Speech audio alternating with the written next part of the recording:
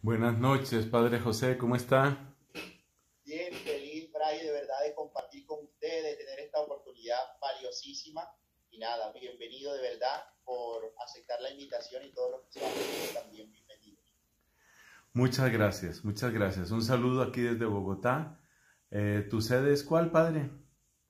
Estoy en la diócesis de Montería, Padre, acá a este momento en Lorica, Córdoba, que es un municipio de Córdoba, sí, como ya le decía, claro que sí. Bueno, muy bien. Pues entonces aquí estamos conectados y qué bien poder compartir en esta fraternidad sacerdotal. Así es, gracias Padre. Me gustaría que usted empezara con una pequeña oración pidiendo la asistencia del Espíritu que nos acompañe en esta charla y que sea Él quien nos asista. Claro que sí. En el nombre del Padre y del Hijo y del Espíritu Santo. Amén. Espíritu Santo de Dios, que eres el alma de la Iglesia y la fuerza de la evangelización, Espíritu Santo de Dios, que vences todas las murallas y barreras y nos unes en la confesión de una misma fe y en la proclamación de la gloria de Cristo. Recibe, Espíritu Santo, nuestra alabanza y acepta esta petición que te hacemos en el nombre de Jesús. Envíanos tu gracia, envíanos tu sabiduría, enséñanos a sentir, a pensar, a hablar y a actuar según el camino que nos mostró Jesús. Espíritu Santo, que santificaste el corazón y las entrañas de María Santísima, ven también a santificar nuestros pensamientos, palabras y obras, y especialmente, danos el gozo, danos la alegría de poder expresar la belleza del Evangelio en este encuentro entre el querido Padre José Varela y este servidor. Nos unimos a las palabras de Jesús en el deseo de hacer más plena y más perfecta nuestra oración. Padre nuestro que estás en el cielo, santificado sea tu nombre. Venga a nosotros tu reino. Hágase tu voluntad en la tierra como en el cielo. Danos hoy nuestro pan de cada día. Perdona nuestras ofensas, como también nosotros perdonamos a los que nos ofenden. No nos dejes caer en tentación y líbranos del mal. Y tú, Madre Santísima, que conoces como nadie la presencia y la acción del Espíritu, intercede por nosotros en este encuentro y en el camino que toda la Iglesia realiza hacia la hermosa fiesta de Pentecostés. Dios te salve María, llena eres de gracia, el Señor es contigo. Bendita tú eres entre todas las mujeres, bendito es el fruto de tu vientre Jesús. Santa María, Madre de Dios, ruega por nosotros pecadores, ahora y en la hora de nuestra muerte. Amén. En nombre del Padre, del Hijo, del Espíritu Santo. Amén. Muy bien, Fray. Bueno, como le comentaba, quisiera que contáramos un poquito en tanto de su historia, de su vida, de su proceso también, pero como les compartí al inicio del live, de tanta sabiduría que pienso de verdad es admirable por todo lo que ha llevado este proceso de enseñanza y de transmisión de la fe a través de los medios. Qué valioso que hoy yo pienso que la iglesia ha surgido en un volcarse a través de los medios y podríamos nosotros decir en un momento de dificultad. ¿Cómo podríamos hoy mirarlo o cuál es la perspectiva que podría decir usted, Fray Nelson, frente a todo lo que estamos viviendo en un momento de dificultad, pero pienso que también de mucha bondad para la evangelización? Eso es totalmente cierto. Yo comparto completamente lo que estás diciendo. Es dificultad y al mismo tiempo es bendición. Yo tengo aquí en mi computador, tengo los datos de una encuesta que inicié hace un par de días. Es una encuesta de una sola pregunta. La pregunta es, ¿qué ha pasado con tu fe en estos días de pandemia? ¿Qué ha pasado con tu fe? Y mira este resultado que para mí es muy significativo, querido Padre. El 76%, eso es más de 3/4 partes, 76% de la gente dice que su fe se ha fortalecido en estos días. Más del 75% dice eso. Es una encuesta abierta. Hay un 14% que dice que su fe sigue básicamente igual. Y hay un pequeño porcentaje, un 9% que dice que su fe se ha debilitado. Respetando la opinión de cada persona, yo creo que esto nos está diciendo algo. Muchas personas están descubriendo, quizás después de varios días y de pasar por dificultades, muchas personas están descubriendo que este es un regalo de Dios, que esta situación, aunque es difícil, aunque nos hace quizás muchas veces pasar por disgustos, soledad, aburrimiento, realmente es un regalo de Dios, es una bendición de Dios. Entonces, ese es un primer dato que quiero comentar. ¿Qué ha pasado con tu fe en estos días de pandemia? El 76.5% está diciendo, mi fe se ha fortalecido. Y hay otra encuesta que también tengo aquí, sin que uno vaya a idolatrar, digamos, aquello de la voz del pueblo. Antes se decía que la voz del pueblo es la voz de Dios. No, no vamos a caer en esa demagogia. Pero yo me atreví a hacer esta pregunta. Esta fue una encuesta anterior. La pregunta era esta. ¿Es esta pandemia un castigo de Dios? Me atreví a hacer esa pregunta. ¿Es esta pandemia un castigo de Dios? Escoge cuál de las siguientes opciones describe mejor tu situación. Y di estas posibilidades. Unos podían responder, así lo pensaba, o sea que sí, antes pensaba que era un castigo y sigo pensando que es un castigo. Otros dicen, yo antes lo pensaba, pero ya no lo pienso así. Otros dicen, yo no lo pensaba antes, pero ahora lo pienso. O sea, dimos todas las posibilidades. Y otros dicen, yo ni lo pensaba antes, ni lo pienso ahora. Ahora mira estos datos, querido Padre José, para que veamos cómo muchas veces nuestro pueblo fiel realmente se está abriendo a la gracia de Dios. Entonces, empecemos por la cifra mayor. Un 65%, eso significa 2/3 partes de la gente, está diciendo, nunca pensé que fuera un castigo, ni lo estoy pensando ahora. 65%, que eso es prácticamente 2/3 partes. Luego hay una cifra interesante, hay un 11% que está diciendo que yo sí lo pensaba antes, o sea que sí hubo un momento en el que lo pensó, pero después dice, ya, exacto, yo lo pensaba, pero ya no lo pienso, ya no lo pienso. Ese es un 10.9%. Y mira esta cifra que resulta de estas estadísticas. Si uno suma ese 65 que nunca lo pensó y ese 10.9 que sí llegó a pensarlo pero ahora no lo piensa, llegamos a la misma cifra de la otra encuesta.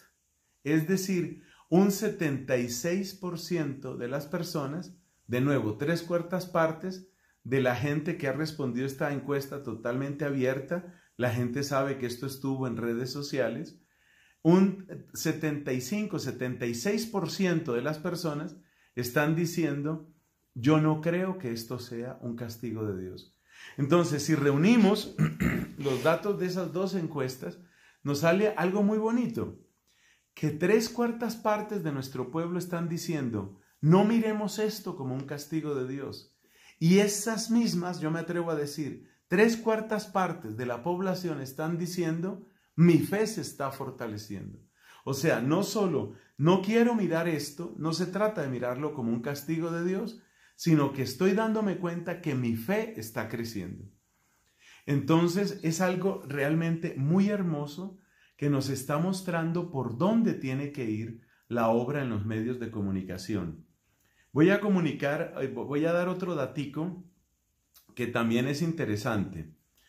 El día, ¿cuál fue ese día exacto? Sería interesante tener el día exacto y lo podemos buscar, no es difícil. El día exacto en que inicié las transmisiones de la Santa Misa en vivo. Ese día exacto lo puedo, porque yo ni sabía hacer transmisiones en vivo. Yo también he tenido que crecer. Claro, yo he tenido que crecer porque no sabía. Y entonces, mire este dato interesante, ya vamos a llegar aquí a la fecha exacta. la primera Eucaristía en vivo se transmitió el día, aquí aparece, el día 18 de marzo. 18 de marzo, 18 de abril, 18 de mayo, va a ser ya pronto. Quiere decir que son unos 2 meses de transmisiones. Cuando empezaron las transmisiones en vivo de la Eucaristía a través de mi canal de YouTube, que se llama Fray Nelson, cuando empezaron las transmisiones, muchísima gente se conectaba, mucha gente se conectaba. Actualmente se conecta un poquito menos. Pero, por ejemplo, el día de hoy tuvimos cerca de 1900 personas conectadas para la Santa Misa. Entonces yo me preguntaba, yo le decía al Señor, bueno, ¿por qué está disminuyendo el número? Uno no tiene que ser esclavo de los números, pero yo decía, preguntémonos por qué está disminuyendo el número. Y resulta que me pongo a mirar una de las transmisiones que yo mismo había hecho, y todos sabemos que YouTube siempre le pone a uno una serie de videos que recomienda. Y los videos que me recomendaba son, el padre tal está celebrando misa en tal parte, el padre tal celebra en este otro sitio, este otro padre empezó transmisión, este otro padre grabó la misa. Entonces, no es que la gente esté abandonando una misa particular, que eso no tiene importancia, porque lo único importante es Cristo. No es que la gente esté abandonando, sino que más y más sacerdotes están haciendo sus transmisiones y la gente se está conectando con sus sacerdotes, que es lo que todos tenemos que hacer. Entonces, eso es una cosa muy hermosa, porque eso demuestra que nuestro pueblo, aún en estos momentos de dificultad, fíjate que todo va corroborando una cosa con la otra, aún en estos momentos de dificultad, nuestro pueblo bendito está descubriendo o redescubriendo su fe, quiere vivirla, y gracias a Dios hay más sacerdotes haciendo transmisiones en Instagram, haciendo transmisiones en vivo en Facebook, haciendo transmisiones en YouTube. Es decir, se está extendiendo el Evangelio de Jesús. Y tenemos que mirarlo como lo está mirando, me parece a mí, mucha gente. En vez de enredarnos que si es, que si no es, castigo, no castigo. Yo digo, mire, conversión necesitamos siempre. Yo lo que le he dicho a la gente es eso. Yo les digo, mire, sea castigo o no castigo, a nosotros no nos importa. La conversión la necesitamos. Que si es castigo, pues hay que convertirse. Que si no es castigo, hay que convertirse. Siempre necesitamos conversión. Lo que yo sí le pido a mi gente querida, lo que yo sí le pido a la gente es, si tú vas a decir que Dios nos está purificando, que Dios está castigando para corregirnos, si tú vas a decir cualquier cosa de esas, está muy bien, yo no voy a entrar en una discusión amarga contigo. Solo te pido una cosa, que la conversión no la prediques con miedo, que la conversión no sea por miedo, porque las conversiones por miedo no duran. Las conversiones por miedo finalmente se devuelven. Yo me acuerdo, y con esto te cedo la palabra porque no estoy dejando hablar, yo me acuerdo, un amigo mío, él era ya un hombre mayor cuando yo era un jovencito que estaba en mi discernimiento vocacional. Mientras yo estaba en mi discernimiento, este era un hombre que ya tenía hijos adolescentes, o sea, él me podía llevar fácilmente, 20, 30 años de edad.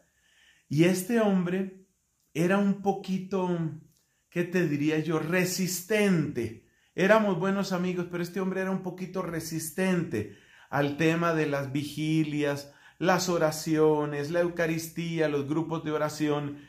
Y entonces un día en confianza le pregunté sobre eso. Yo le decía, bueno, somos buenos amigos, tú eres católico, ¿por qué a veces te veo como esa frialdad, como eso? Y mira lo que me dijo, que es una lección que tenemos que aprender. Decía él, cuando yo era niño, yo estudiaba en un colegio de curas, así dice la gente. Y en aquella época nos empacaban, oiga el verbo, nos empacaban para misa. De una vez, todos los días, llegaba uno al colegio, deje sus útiles escolares en el salón, a misa todo el mundo. Y estaba el cura ahí y la predicación era siempre, cuidado con el infierno, te vas a ir al infierno. y todas esas cosas. Entonces él decía, llegó el momento en el que yo me cansé, me saturé, y dijo esta frase que me dolió y todavía me duele. Yo creo que yo ya asistí a todas las misas que tenía que asistir. Entonces fíjate, esa manera de evangelizar como a la fuerza, esa manera de evangelizar con presión y con miedo, lo que produce en un momento dado, dizque produce resultados, porque tú veías a esos niños formados en el colegio, claro, cualquiera diría, éxito total, lo logramos, aquí tenemos la juventud asistiendo a misa, pero esos muchachitos estaban preparando el momento en el que ya nadie los estuviera presionando ni vigilando, para entonces decir, ahora sí llegó mi turno, ahora yo veré lo que yo hago. Entonces, lo único que yo le pido a la gente es, si tú tienes la idea de que esto es un castigo, bueno, no voy a discutir contigo, solo te pido, llama a la gente a la conversión como lo hizo Jesús, desde ese amor, desde esa sanación, desde esa humildad, porque eso es lo que nosotros tenemos que hacer. Esa es la mirada que yo tengo, querido Padre, sobre esta situación de pandemia. Muy bien, Padre. Mencionabas ahorita algo que efectivamente no es tan importante, la cuestión de los números, de los seguidores. Creo que en una ocasión cuando recibiste la placa, ¿verdad?, por los seguidores en YouTube, lo expresaba y lo manifestaba. En efecto, no es lo que el mundo a veces te hace parecer creer, de que para ganar muchos seguidores tienes que hablar así, actuar de tal manera. ¿Cómo poder centralizar, yo creo que el anuncio del Evangelio a través de las redes sociales, sin caer en lo que en efecto el mundo a veces nos termina arrastrando y hacer cosas que, diría yo, no están del todo bien para el proceso de la evangelización? Importantísima tu pregunta. Yo creo que lo primero, Padre querido, es tomar conciencia de la propia fragilidad, de la propia debilidad que uno tiene. Entonces, esto es como en el tema de la salud física. Cuando uno ya ha llegado a ciertas edades que tú no conoces todavía, pero yo sí, cuando uno ya ha llegado a ciertas edades le toca hacer una serie de chequeos y entonces los médicos te empiezan a hablar de tendencias. Entonces te dicen, por ejemplo, usted tiene una cierta tendencia a la hipertensión, usted tiene tendencia a la obesidad, usted tiene tendencia a una falla hepática, tenga cuidado su hígado, cuide su páncreas, ¿ve? Le están hablando a uno de las tendencias. Y si uno es una persona responsable, entonces uno sabe que tiene que tomar medidas. Por ejemplo, tengo que hacer más ejercicio, tengo que alimentarme más sano, etc. En el plano espiritual, todos los evangelizadores, no solamente los sacerdotes, todos los evangelizadores, debemos tomar esa misma tónica. Uno tiene que revisarse. Hay una expresión muy bonita, pues muy fuerte, pero muy bonita, muy práctica, que utilizaba este gran santo de nuestra iglesia, San Ignacio de Loyola. Él hablaba de que uno tenía que conocer su pecado dominante. Si uno se da cuenta, a mí me gusta mucho la platica, o uno se da cuenta, a mí me gustan mucho los aplausos, o uno se da cuenta, me gusta ser famoso y que la gente hable de mí. Entonces, si uno toma conciencia de esas que son tendencias que uno tiene, tal vez uno no las ha desarrollado, pero ya tiene la tendencia. Como cuando el médico le dice a uno, usted tiene tendencia a acumular colesterol del malo. Entonces tiene que tener cuidado con esto y esto.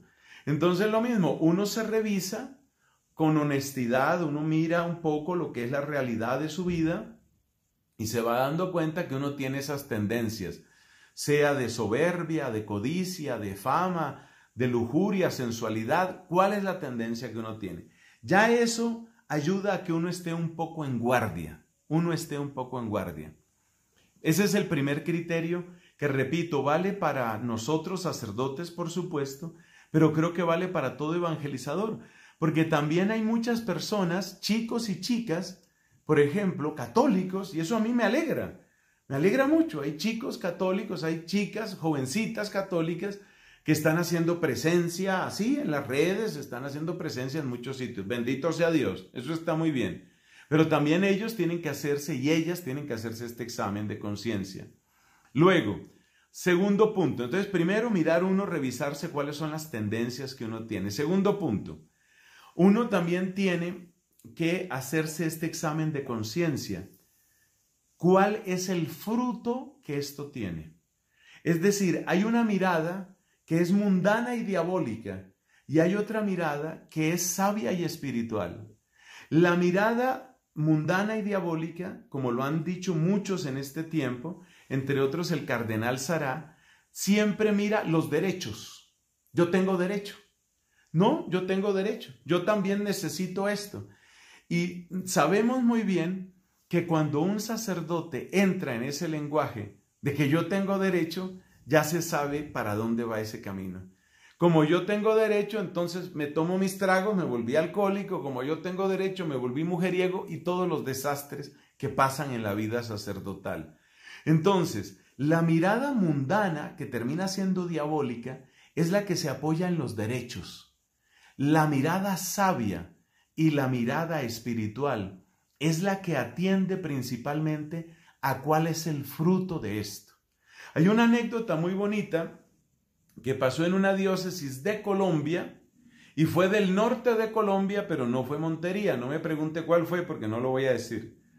Resulta que había un padrecito que era muy alegre y él venía de una familia muy alegre, como decimos en nuestra tierra, guapachosa. Esas familias que les encanta la fiesta, la reunión, la música, el baile. Y este padre venía de ese ambiente. Y entonces el padrecito pues se volvió un poco famoso, vamos a decir, se volvió famoso porque él estaba muchas veces en actividades de ese género, que una recepción, que una boda, y el padre celebraba la boda y después bailaba con todas, y el padre, bueno, en fin, ahí tenía como un poquito su situación. Y más o menos el lenguaje de él siempre era, pero no tiene nada, yo no estoy haciendo nada de malo. ¿Qué es lo malo que yo estoy haciendo? Yo no me estoy escondiendo, yo no me estoy besuqueando con nadie, hablando así abiertamente, yo no me estoy besuqueando con nadie, yo simplemente lo normal, con una, con otra, yo no es que me quede únicamente con ninguna pareja. Bueno, esa era la manera como él hablaba. Y de ese argumento, que fíjate que es el argumento de los derechos, yo tengo derecho, de ese argumento no había quien lo sacara. Él estaba muy firme en su argumento. Bueno, las historias de la actitud, llamémosla mundana, de este sacerdote, las historias pues llegaron al obispo, como siempre sucede, eso siempre llega al superior. Entonces las historias llegaron al obispo, que el padre estaba como un poquito de pasado de tragos en una parte, que el padre tal, bueno, había unas quejas. Entonces el obispo pues fue a hablar con este padre y el padre salió obviamente con su argumento. Yo no estoy haciendo nada de malo y es un entretenimiento sano y yo tengo derecho. Yo tengo derecho, nadie me lo puede quitar, eso no está prohibido en ninguna parte. El obispo en su sabiduría pues lo escuchó, conversó con él muchas cosas. Realmente es una bendición cuando tenemos obispos que son padres espirituales y este era un verdadero padre espiritual. Y entre los argumentos que le dio hubo uno que realmente tuvo impacto en el padre. Le dijo, si usted se pone a bailar con una señorita, vamos a suponer que no pasa nada ni nada, pero usted se pone a bailar con esa señorita, ¿usted cree que ella al otro día se va a confesar con usted? Cuando el obispo le dijo eso, pues el hombre en su honestidad tuvo que decir, pues yo creo que no, si acaso buscará otro padre, decía él, ¿no? Si acaso buscará otro padre. Entonces, ¿qué es lo que quiero decir? Que ese es el segundo criterio. Tenemos que preguntarnos cuáles son los frutos, porque si yo me estoy metiendo en todas partes, estoy en todas las redes sociales, estoy haciendo todos los juegos, hoy que hay tantos de estos desafíos que llaman, ¿no? Y tú y yo sabemos, querido Padre, que hay sacerdotes y hay gente también comprometida con la iglesia que está un poco como en ese plan lúdico. Entonces vamos a hacer los desafíos, que ahora estamos con el desafío de la cubeta de hielo. Entonces yo me echo la cubeta de hielo, que ahora estamos en el desafío de no sé qué. Y siempre se dice, por una parte, el yo tengo derecho, y se dice por otra parte, no, es que esto acerca. Ahorita vamos a ver en el tercer punto, vamos a analizar ese argumento de si acerca o no acerca. Entonces, la pregunta que uno tiene que hacer es, ¿esto llama a lo que es propio nuestro, es decir, a la palabra y a los sacramentos? Esa es la pregunta fundamental. Catalina de Siena, que ya sabrás que es una amiga muy querida para mí, maestra realmente muy grande en toda la iglesia, Catalina de Siena decía, mírese el sacerdote a sí mismo como administrador de la sangre de Cristo. Administrador de la sangre de Cristo. Entonces, con ese criterio, vale la pena que yo me haga esa pregunta. Vale la pena que yo me pregunte seriamente si esto que estoy haciendo, que puede ser muy divertido, que supuestamente aumenta los seguidores, que supuestamente me acerca a la gente, pero esto está acercando a las personas a la palabra de Dios y a los sacramentos. Ese es el punto. Entonces, el primer criterio es, examínese cada uno. Mire cuáles son sus malas tendencias, que todos las tenemos, dice San Ignacio de Loyola. Segundo, pregúntese por cuáles son los frutos que van a salir de esto. ¿Esto va a acercar a la palabra y a los sacramentos o no? Esa es la segunda. Lo tercero, el tema de la cercanía. A mí me llamó mucho la atención la Jornada Mundial de la Juventud de un hombre muy poco carismático. Estoy hablando del Papa Benedicto, porque todos sabemos que el Papa Juan Pablo II, hasta el final de sus días, él tenía un carisma impresionante, es decir, su gesto, su palabra, su presencia. Tenemos que reconocer, con todo lo que amamos a nuestro Benedicto XVI, tenemos que reconocer que a Benedicto realmente, pues Dios no le dio tanto ese don. Dios le dio otros dones. Cuando se anunció la Jornada Mundial de la Juventud en Madrid, España, esto ya fue hace unos cuantos años, por supuesto, yo fui hombre de poca fe, me acuso. Yo fui de los que pensé, ay Dios mío, ¿quién sabe cómo irá a resultar eso? Sobre todo porque las autoridades en España dispusieron unos espacios inmensos para las reuniones, las misas del Papa y todo eso. Hay, por ejemplo, un sector que llaman Cuatro Caminos, creo que se llama Cuatro Caminos allá por Madrid. Eso es una cosa inmensa, gigantesca, son kilómetros cuadrados literalmente. Y entonces, como uno ama a la iglesia, yo tenía cierto temor. Yo decía, ¿quién sabe que no vaya a salir ahora un fiasco con que se reúnen ahí unos poquitos? Y entonces, pues claro, digamos que uno no vive de eso, pero uno quiere que el Papa sea conocido, que el Papa sea amado, el Papa que sea. Lo mismo le deseamos, por supuesto, al Papa Francisco. Entonces, yo tenía ese temor, pero cuando llega la Jornada Mundial y para más INRI, como dicen algunos, empieza a diluviar, porque eso no era llover, empieza a diluviar por la noche. Y la gente tenía que pasar la noche en ese lugar para tener lugar al otro día en la Santa Misa. Oiga, padre, y resulta que se va llenando y llenando eso, y llueve. Y la gente, como decimos en mi país, emparamada, chorreando agua, pasando la noche con la ropa mojada. Y ahí estaban, esperando al Papa Benedicto, que ni la voz, ni la presencia, ni el estilo son, entre comillas, juveniles. Él no es de ese estilo. Mire, cuando yo vi que esas fotos fueron famosas y esos videos se conservan, esos ventarrones, el pobre Papa también sufrió mucho, eso fue terrible. Pero cuando yo veo esa multitud, que no era solo la multitud, sino la gente atenta, ¿atenta a quién? A un anciano, profesor de filosofía y teología, con una voz que a veces no se sabe si está llorando. Y esta gente, esta juventud, ahí, prendados del Papa. Entonces yo decía, claro, primero que todo está el Espíritu Santo, nadie lo duda. Pero humanamente, estos jóvenes, ¿Qué es lo que ven en el Papa? ¿Por qué lo buscan? ¿Por qué se acercan a él? Y pude llegar a una conclusión. Estos jóvenes lo que están buscando no es una voz bonita. Las voces bonitas, ¿dónde está? Bueno, se me quedó ahora el celular. Representémoslo aquí con esto.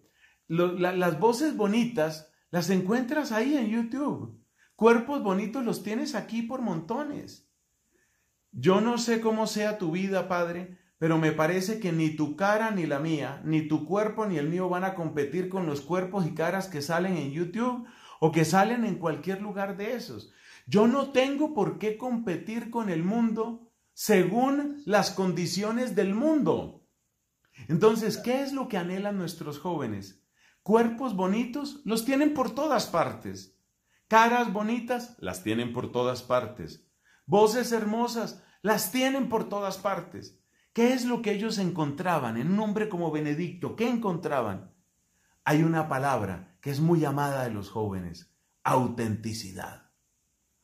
Es decir, que si tú consagraste tu vida a Jesucristo, lo que haces, lo que dices, la risa que tienes, el chiste que echas, el abrazo que das, irradia a Cristo, huele a Cristo. Pero si tú estás utilizando redes sociales o cualquier otro medio para, entre comillas, tomarte vacaciones de tu ser sacerdotal o tomarte vacaciones de tu compromiso con Cristo, porque ya dije que esto también vale para los seglares. Si tú estás tomándote vacaciones, la gente se da cuenta. La gente se da cuenta. Yo me acuerdo una historia de un muchacho que se retiró de mi comunidad y por supuesto me duele que se haya retirado.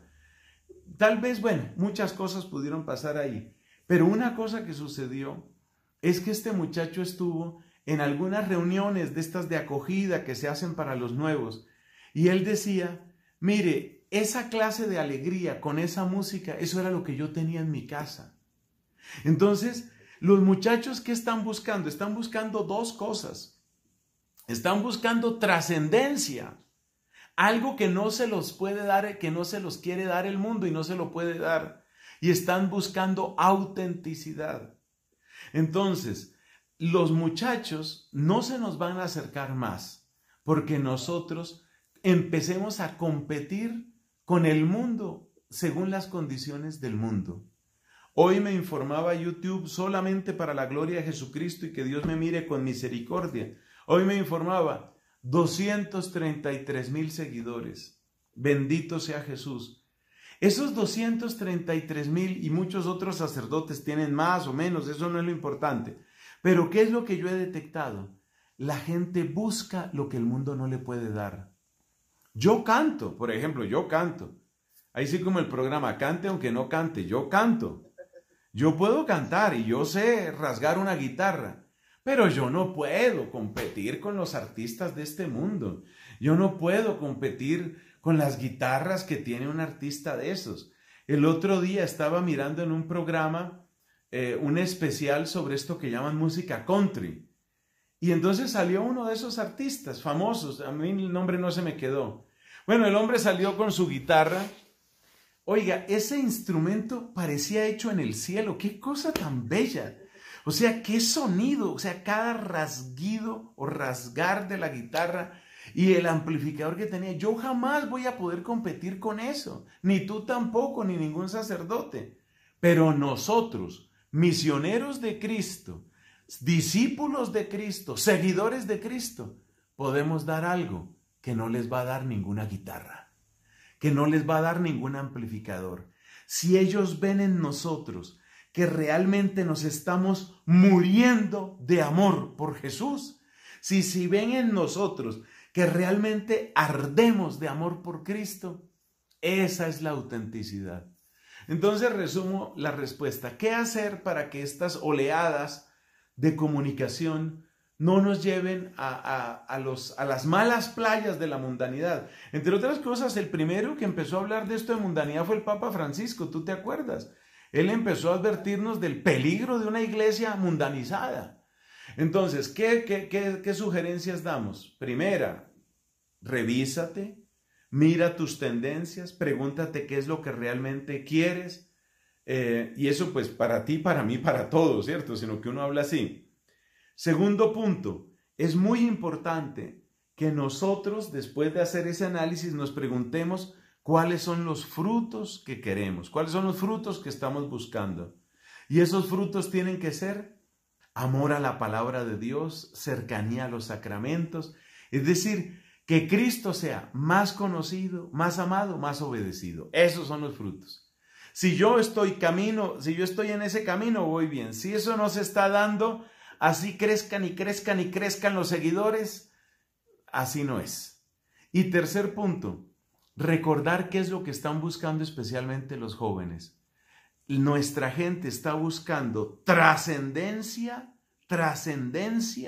es decir, algo que me saque del simple materialismo, algo que me saque de la rueda esa terrible. Producir, consumir y entretenerse, que ese es el lenguaje del mundo. Producir, consumir, entretenerse, producir, consumir, entretenerse. Trascendencia es salir de esa rueda y autenticidad, que el mensaje se pueda creer. Entonces, si uno sigue con esos criterios, yo creo que uno puede darle a la evangelización un rumbo. Recordando una última cosa, con esto termino mi respuesta. Recordando una última cosa, que el Señor nos llamó para que fuéramos, como dijo el mismo Papa Benedicto, siervos de su viña. El fruto, Dios dirá. A nosotros lo que nos corresponde es sembrar con honestidad, con amor, lo mejor que podamos, y ya Dios verá ese fruto cuánto es. Ya Dios verá ese fruto. Eso se lo dejamos a Dios. Por algo San Pablo dice en la primera carta a los Corintios, uno plantó, otro regó, otro cosecha. A mí no me interesa que la gente diga, no, es que fue usted. ¿Por qué? ¿Eso qué importancia tiene? Si la gente se va a convertir masivamente a través de la palabra de otro sacerdote o de una religiosa o de un misionero laico, si es verdadera conversión y si eso los va a acercar al Señor, aleluya, aleluya, eso es lo que queremos. ¿Por qué tienen que ser míos? Decía San Pablo, todo es vuestro. Pablo, Pedro, Apolo, todo es vuestro, vosotros de Cristo y Cristo de Dios. Esas son las sugerencias, querido Padre.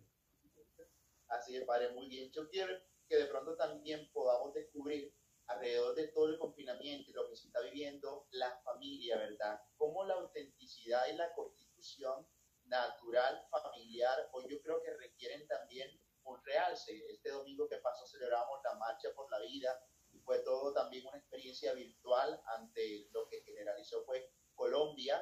Y yo quisiera que de pronto también, ya un tanto para culminar, porque sé que nos está acabando el tiempo, podamos dar unas nociones claras de lo que la familia significa, de lo que constituir una familia naturalmente, como se expresa, y las bondades que esto genera hoy más que nunca frente a una condición que estamos viviendo de confinamiento.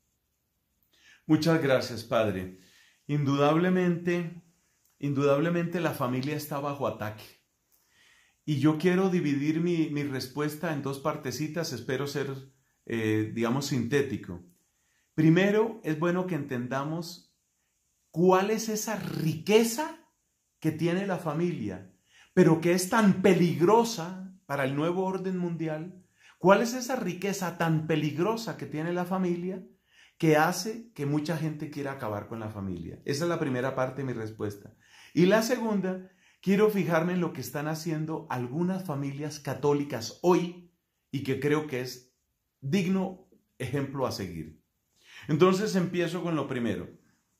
¿Cuál es la riqueza que trae la familia? Esto lo pude comprender bien, bien, en una oportunidad de dar un curso de moral social, fundamentos de moral social.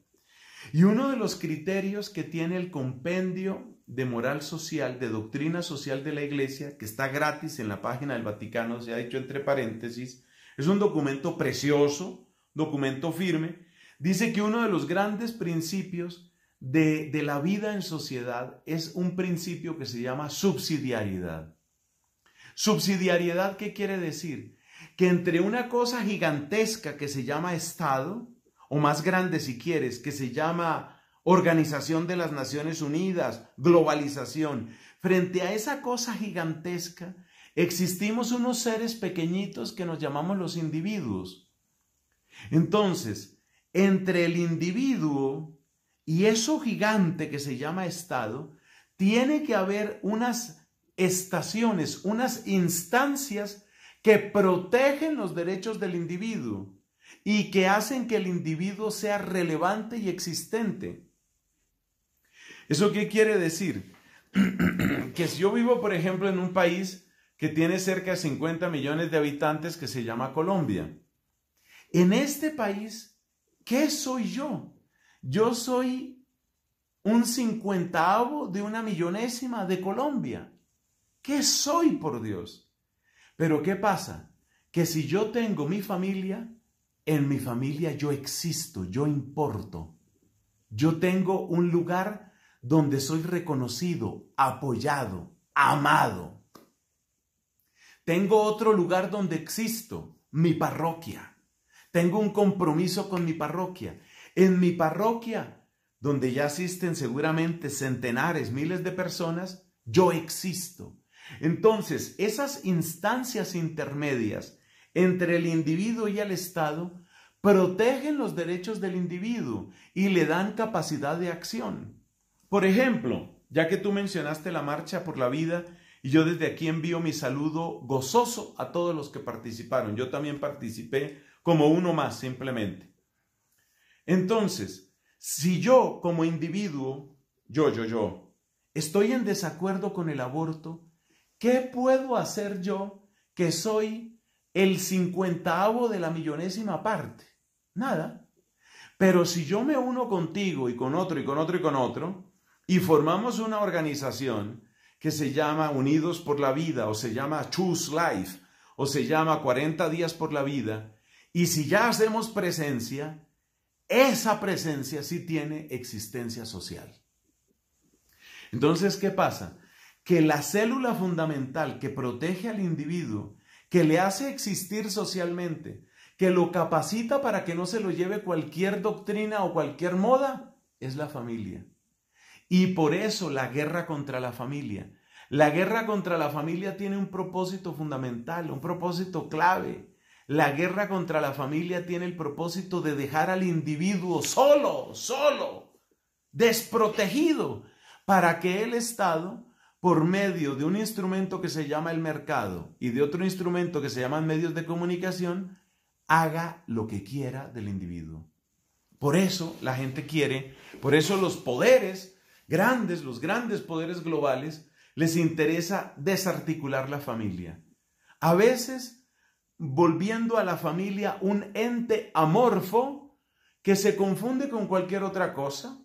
¿Por qué? Porque la familia, o sea, cuando ya se pueden casar hombre y mujer, mujer y mujer, hombre y hombre, o se pueden casar 2 hombres con 3 mujeres, o 5 mujeres, 4 perros y 3 hombres, cuando ya llegamos a esos extremos, la familia ya no significa nada. Entonces se está atacando a la familia quitándole todo significado positivo. Y se está atacando a la familia facilitando el divorcio.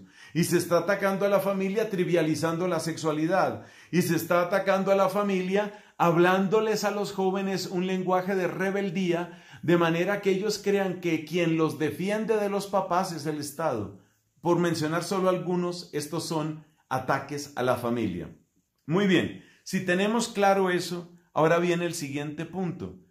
Entonces, ¿cuál es la respuesta que se está dando? Pues la respuesta que se está dando, y en eso también puede ser providencial esta pandemia, la respuesta que están dando algunas familias católicas es empezar a darse cuenta todo lo que los papás se habían desconectado de los hijos. Porque ahora que muchos papás tienen a los hijos, como se dice, 24/7, ahora que muchos papás tienen ahí a los hijos, y ahora que muchos papás tienen que asumir unas labores de responsabilidad, de amor, de cuidado, de cercanía, que tal vez estaban descuidando un poquito, seamos sinceros, porque muchos papás veían la cosa como, mi trabajo termina en que ya el niño va para el colegio y el colegio que me lo devuelva ojalá bien tarde. Ahora los papás están redescubriendo lo que significa esa labor. Yo no digo que la situación actual es ideal, no, digo que es un sacudón a la conciencia. Y esos papás están descubriendo que tienen unas responsabilidades. Y esos hijos están descubriendo que esos papás no son simplemente proveedores. Mi papá es un ser humano que tiene que trabajar y yo lo veo trabajar. Ahí está pegado ese computador hace 6 horas. Eso está haciendo mucho bien. Entonces, ¿qué puede hacer la familia en este momento? Solo 3 sugerencias rápidas. Primero, necesitamos ambientes de respeto. Aprender a respetarnos unos a otros, aprender a respetar el esfuerzo, el dolor, la dificultad, el momento duro que vive el otro. Esa parte es clave. Cultivar el respeto de todos para con todos. Segundo, es necesario que la familia cultive la corresponsabilidad. Qué importante que los muchachos se queden en casa en ese sentido y que estando en casa se den cuenta que los platos no se lavan solos, que la ropa no se lava sola, que el trapero no hace la danza solito. Eso es importante. Corresponsabilidad. Entonces, fíjate, respeto y corresponsabilidad. Y la tercera recomendación, amor y oración. Y lo agrupo en uno solo, porque el amor de la familia tiene que alimentarse del amor que solamente Dios sabe y puede darnos. Entonces, si nuestras familias son lugares de respeto y diálogo, si nuestras familias son lugares de colaboración y corresponsabilidad, y si nuestras familias son lugares de amor y oración, estamos creando esa red bendita que en el momento malo sostiene al que se está cayendo. El que se siente quizás solo, se siente deprimido. Si tiene una familia que lo ama, si tiene una familia que lo forma, ahí se sostiene. No se irá al suelo porque eso lo protege. Entonces yo creo que estos medios digitales y estas oportunidades que nos está dando Dios, volvimos al punto del principio, son bendiciones y tenemos que aprovecharlas para que nuestras familias se fortalezcan. Esa sería mi recomendación. Así es, Fray, no verlo solamente como un castigo que quizás muchos de pronto, y bajo la encuesta con que iniciábamos este live, tú lo referías, sino también ver las oportunidades y las bendiciones que trae con ello. Llega a finalizar el live, voy a cortarlo para dar cabida a que podamos responder esta última pregunta, Fray, y gracias de verdad por tiempo y por todo lo que nos has querido propiciar. Mencionabas algo y era respecto quizás de la rebeldía que ha suscitado muchos estados, mucha formación.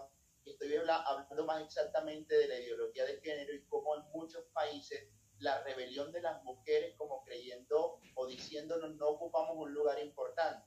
Yo siempre tengo como reflejo a esta santa maravillosa de la cual también tú admiras muchísimo, Santa Catalina de Siena, y la misión que ejerció en la iglesia en un momento histórico determinante también, que podríamos decir lideró en gran momento a esta barca de Pedro y que dio también nociones fuertes y que ocupó un lugar significativo e importante sin dejar de ser mujer y mostrar con humildad y sencillez lo que significa.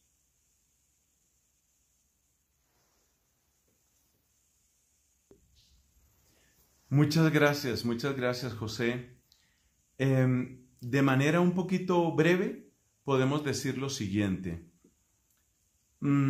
Esta situación de rebeldía, llamémosla así, una rebeldía inyectada desde fuera a la familia y una rebeldía inyectada desde fuera a la mujer, esa rebeldía tiene un propósito que finalmente es lograr poder.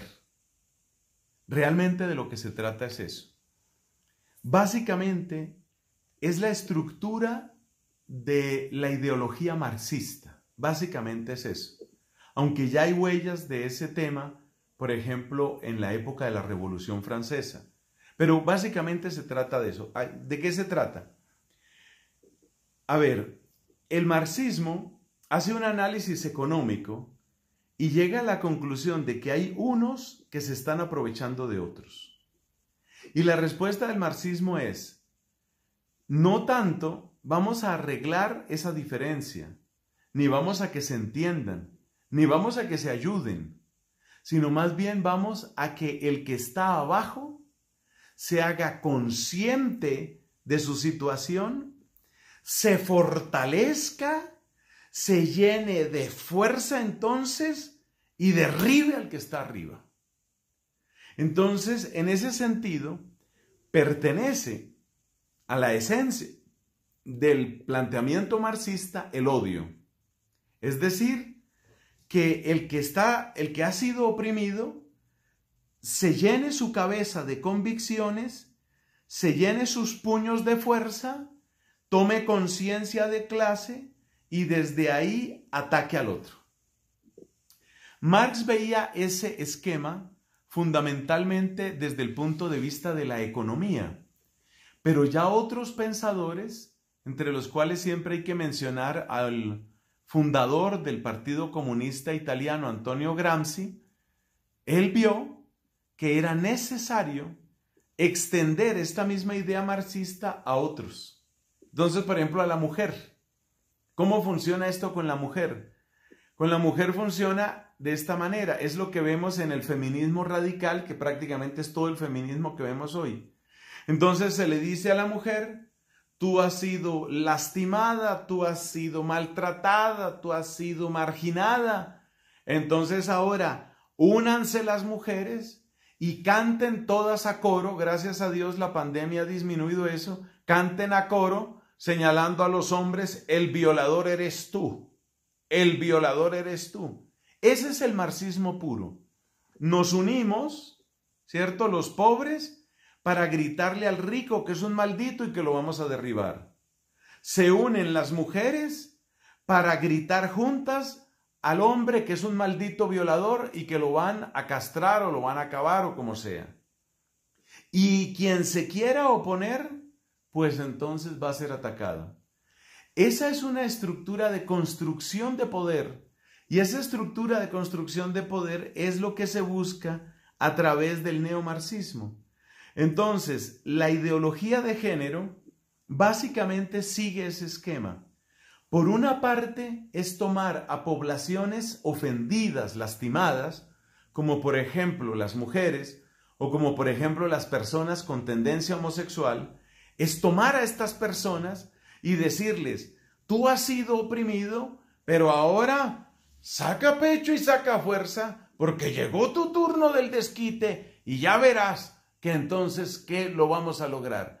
Y entonces se hacen las marchas del orgullo y entonces se hace todo esto que finalmente tiene un propósito, que es el famoso verbo empoderar, empoderar a la mujer, empoderar a los LGBT, empoderar a los adolescentes. ¿Y empoderar qué significa? Que yo, ideólogo, te doy el poder a ti y tú me haces caso a mí. Es básicamente eso. Entonces todos estos grupos se convierten en grupos títere que están al servicio de proyectos muy grandes que la misma gente no se da cuenta. Tal vez despiertan, y creo que con esto vamos terminando, tal vez despiertan cuando les sucede algo que les abre los ojos. Y yo quiero recordar aquí el testimonio impresionante de una mujer feminista durante muchos años, feminista radical de todas esas cosas. Esta mujer se llama Sarah Winter, brasilera, y esta mujer, pues ella era pero súper feminista, y siempre con los mismos lemas: el derecho de la mujer dueña de su cuerpo, todo ese tipo de cosas, que es puro lenguaje neomarxista, es básicamente eso.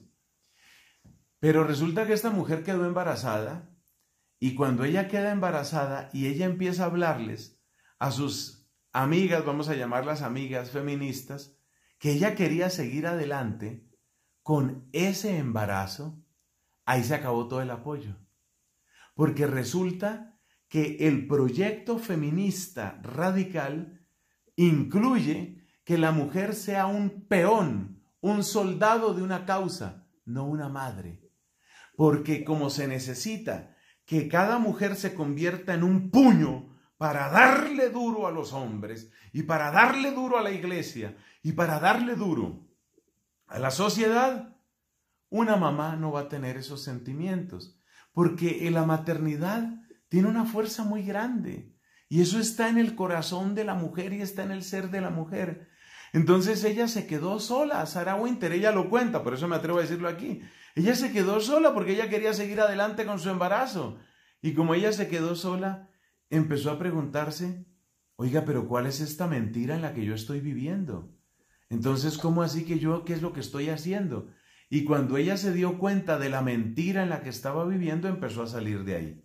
Yo recomiendo a la gente que nos está viendo y a quienes escuchen después estas palabras, acérquense por favor. Sarah se escribe con una H al final, Sarah Winter como invierno en inglés con W, Sarah Winter, miren ese testimonio, es un testimonio impresionante. Entonces la ideología de género, este feminismo ultranza, ¿qué son? Son inyecciones de rebeldía que llegan desde fuera a la familia, por una parte para desestabilizarla y por otra parte para crear mecanismos de creación de poder.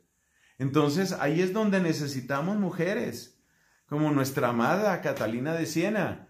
Necesitamos mujeres que no se avergüenzan de ser mujeres, que no tienen que volverse machorras para hacerse oír en la sociedad, sino que desde una hermosa feminidad, desde una convicción profunda y bella de lo que significa ser mujer, han hecho cosas muy grandes en la iglesia. En ese sentido, como en tantos otros, Catalina de Siena es, yo creo, un ejemplo impresionante para nuestro tiempo. Gracias por esa pregunta. Muy bien, Fray Nelson, esta es mi última pregunta y de verdad quería fijarla un poco a lo que vienes hablando al respecto. La educación hoy por hoy, no solo vista en Colombia, sino en todo el mundo, yo creo que ha generado ciertas controversias por todo este querer adoctrinar de pronto a los niños desde una etapa muy inicial con patrones, con comportamientos de aceptación de este tipo de ideología. ¿Cómo los padres de estos niños hoy por hoy pueden no solo levantar la voz, sino también tomar acciones que vayan en contra de algo que, en efecto, como católicos y cristianos, pues no estamos de acuerdo? Gracias. Es muy importante, ante todo, que los papás tomen conciencia de lo que antes dijimos, yo lo representaba con un puntico, el individuo, y un monstruo aquí grandote, el Estado. Un solo papá, una sola mamá, que se quede mirando cómo el Ministerio de Educación ahora cambió todo y ahora están mandando a nuestros hijos, dicen los papás y mamás, están mandando a nuestros hijos a que se dediquen a la corrupción y a la pornografía y a todo ese tipo de cosas. Ese individuo aislado no va a poder hacer nada. Eso hay que tenerlo muy claro. El individuo aislado no va a poder hacer nada. Pero en la medida en que los papás se concientizan de la situación y en la medida en que los papás se unen en organizaciones, se asocian en organizaciones, ahí la cosa empieza a cambiar. Es ahí donde realmente la cosa empieza a cambiar. Entonces mi sugerencia para los padres es muy sencilla. Mi sugerencia es que ellos tengan la capacidad, primero, de formarse y segundo, de tomar verdaderas acciones. En algunos casos esas acciones son extremas y esas acciones extremas también tienen su importancia. Hay una anécdota que yo quiero contar de una escuela en España. Resulta que España ha sido muy golpeada por todo este tema de género, todos lo sabemos. Y a medida que los gobiernos socialistas se van imponiendo, ellos saben que las metodologías marxistas pues son, digamos, su herramienta preferida. Entonces, un grupo de papás se dieron cuenta que tenían preparado un banquete envenenado para sus hijos. Ese banquete envenenado es, por ejemplo, que les llevan a una persona para que les dé una instrucción o les dé una charla. Tanto en Estados Unidos como en España se está presentando mucho eso. Se está presentando mucho que llevan este tipo de personas que son hombres vestidos de mujer. Esas las llaman unas drag queens, se llama eso, drag queen. Y entonces, pues alguna cosa de esas tenían preparada en la escuela, pero ya los papás estaban formados y estaban conectados.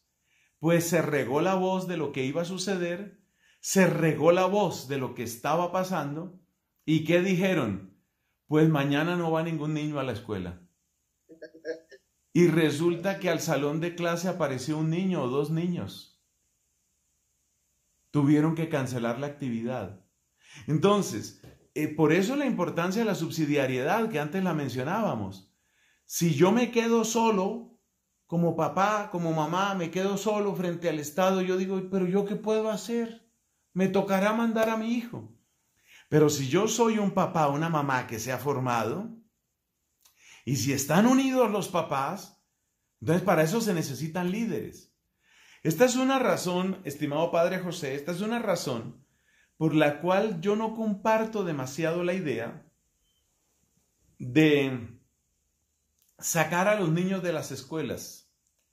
Algunos dicen que educar en casa, lo que se llama en inglés homeschooling, es la solución. Si nosotros empezamos a hacer el homeschooling, los que puedan, en la práctica estamos entregando las escuelas para que hagan lo que se les dé la gana. Si los papás que son conscientes de las cosas se retiran, o sea, retiran a sus hijos, están dejando a la escuela como un terreno donde se van a difundir más estas ideas. Entonces yo digo esto, por favor, para los que son muy amigos del homeschooling, de la educación en casa, escúchenme por favor con paciencia lo que voy a decir. Supongamos, para que las cifras sean fáciles, supongamos que en un colegio hay 100 niños. Y de esos 100 niños, 4 niños son retirados de la escuela y se llevan a homeschooling. Tal vez esos 4 niños en un primer momento puede parecer, ¡qué maravilla! Van a recibir una educación sana, una educación sin todas esas ideologías. Perfecto, perfecto, está bien. Pero ¿qué pasa? ¿En qué sociedad van a vivir esos 4 niños? En una sociedad donde el 96% ha sido educado de la otra manera. Es decir, con severas inyecciones de ideología de género. Entonces, ¿qué pasa? Que estos 4 niños o son arrastrados por la masa, o estos 4 niños resultan incapaces, ya obviamente como adultos, para impedir las leyes y todo ese tipo de cosas. Entonces, a mí me parece que no debemos retirarnos tan fácilmente de dar la pelea allí donde tiene que darse, en la escuela, en el colegio. Es más cómodo y te puede hacer sentir a ti más seguro. Yo retiro a mis niños y yo veré cómo los educo. Es más cómodo tal vez para ti. Te da una cierta sensación de seguridad y control, pero no es la mejor idea, porque a largo plazo tú estás debilitando el futuro de tu hijo y estás fortaleciendo el poder de esas ideologías. Es una opinión personal solamente, pues tú me preguntaste, yo te doy una opinión personal. De eso se trata. Muchas gracias, Padre José.